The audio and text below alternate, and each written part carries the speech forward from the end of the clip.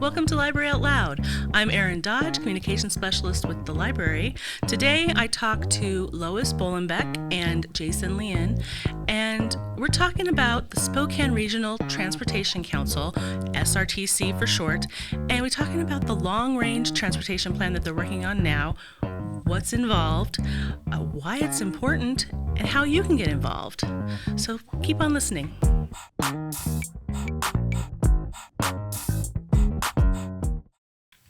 Welcome, Jason and Lois, both with the SRTC, which is the Spokane Regional Transportation Council. So can you tell me a little bit about the council and a little bit about why you're here, why you're at the library, and what we're doing today?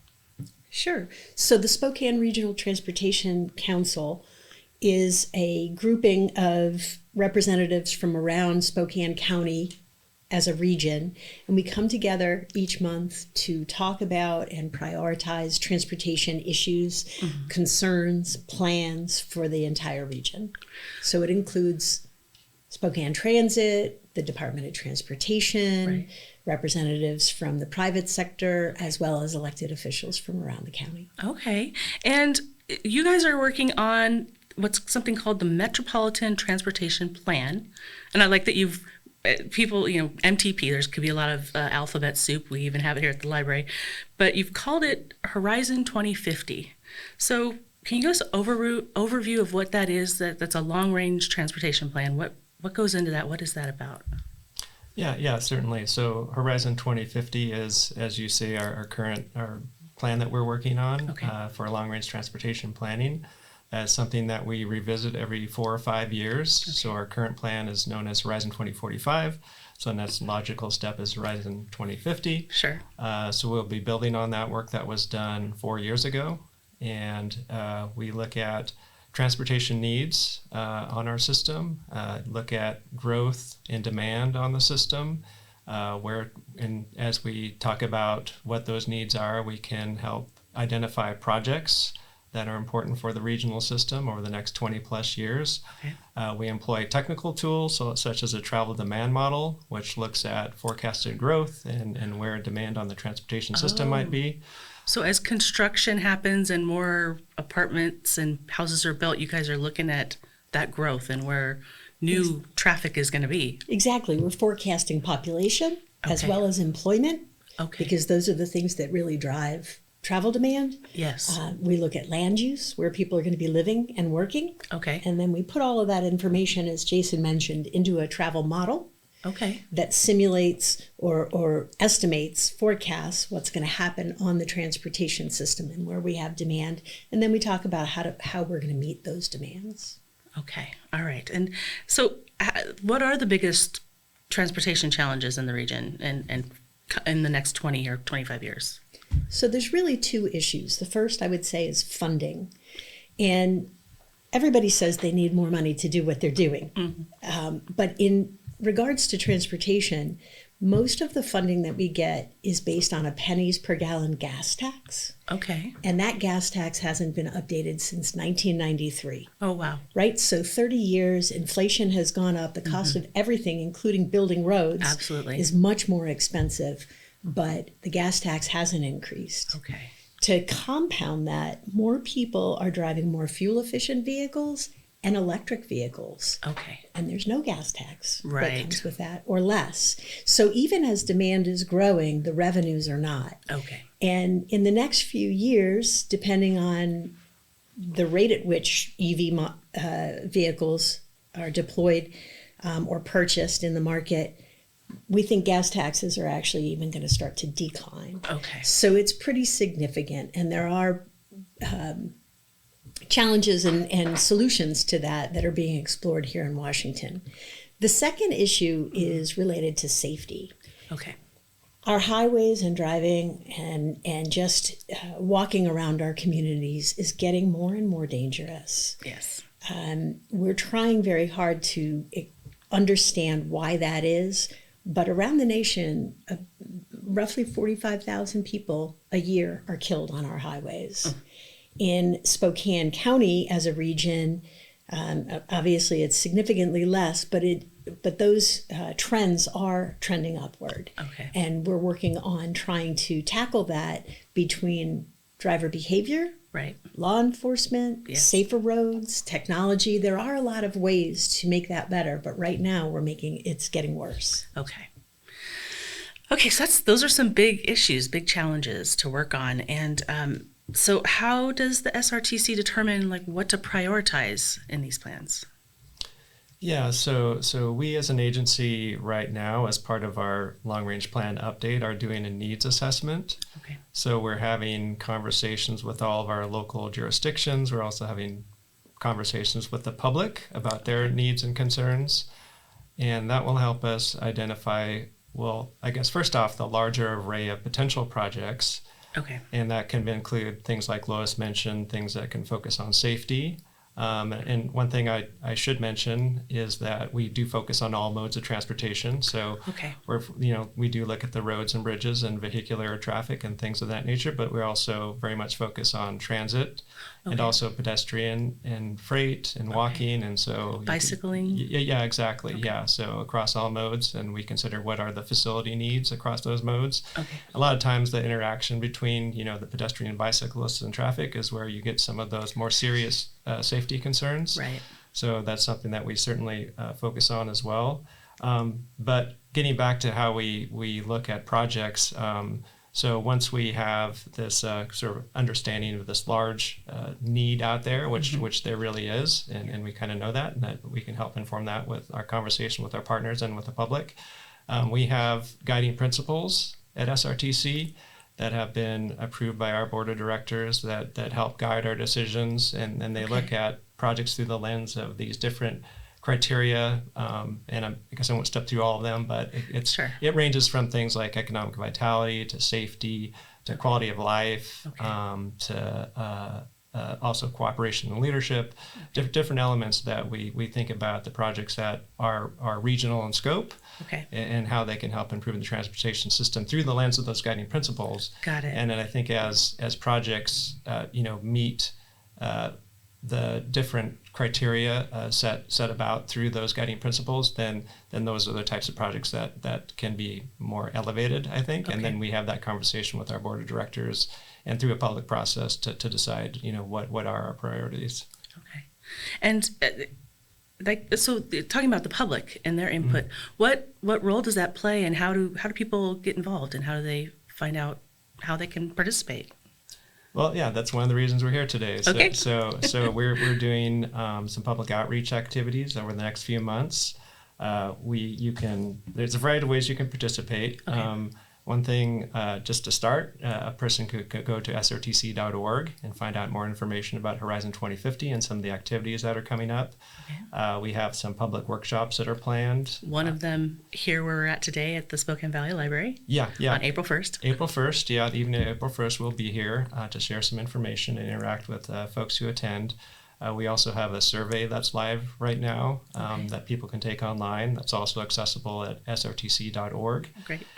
And through these series of workshops, so our agency is responsible for transportation planning with the area of Spokane County. So our geography is, spans from very urban to rural. So we're holding workshops in different parts of the county, so you can see where those locations are happening. Okay. I believe our very next one is coming up in a couple weeks at EWU in Cheney. Okay. So we'll be there and be interacting with people from that community and the student community, and helping educate about the work we're doing, and also listening to what people's concerns are, and pointing people to take the survey and other activities to help us collect information.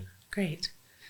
So Jason mentioned that there are a lot of technical tools and forecasting that we do, but the voice of the public is critically important to our decision making, right? We can analyze all kinds of things and forecast all kinds of things, but hearing from the public about what really matters in their day-to-day lives, what their experience is, where their priorities are. Sure. Again, we think we have a pretty good idea, right? But it is always important for us to go back and confirm. So it's really helpful for us to know we're heading in the right direction if we hear from members of the public, so they can let us know what their priorities and concerns are.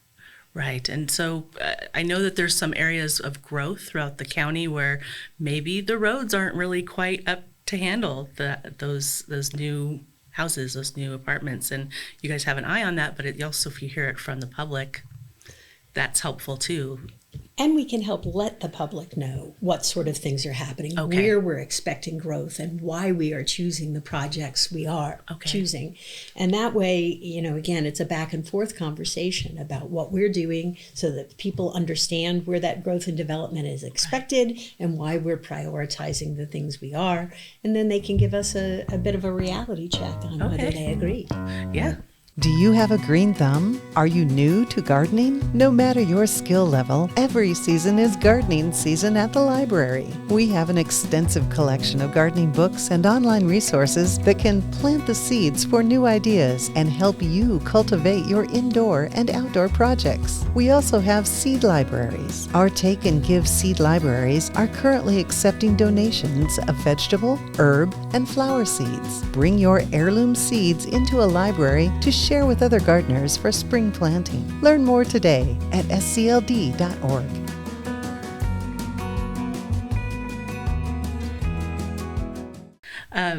So let's see. Along with learning about the plan, what else can they expect from these workshops that you're holding? Yeah, so staff will, SRTC staff, including myself in many cases, will be there to answer any questions. We'll have some displays to just provide information about things like Lois talked about, like what are some of the trends we're seeing in the data in terms of safety, in terms of congestion, and things like that. And we want to, have a conversation and hear from people and hear about their experience, because as you start to have conversations about transportation, like typically everyone has an observation about it because pretty much everyone is a user of the transportation system in one way or another. Yeah. So they have lots of experiences that they're interested in sharing. So we want to hear about that.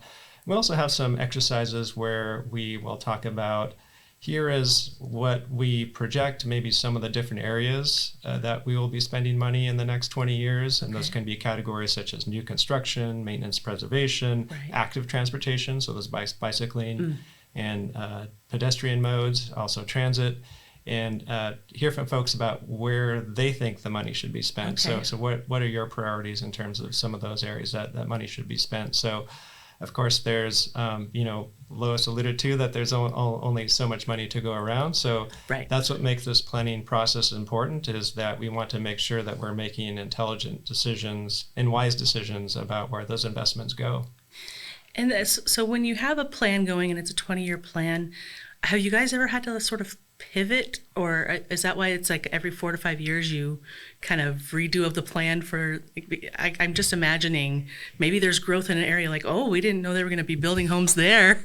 Does that ever come up? Sure. When you're looking that far out into the future, right, there's a lot of variation possible. And so an example, we're seeing a tremendous amount of technology being used now to make our system safer and more efficient. That's good news, right? And the question is, how far and how fast do we think that's going to continue to happen? And how do we best leverage that to our advantage here in the region? Where growth and development is going to occur and how fast that may or may not occur. Making sure that, again, we're forecasting to keep up with housing as well as employment and balancing those sorts of needs. So there's a lot of opportunity, I would say, but I think you just sort of touched on an area that we haven't explicitly talked about, and that is there's only so much money.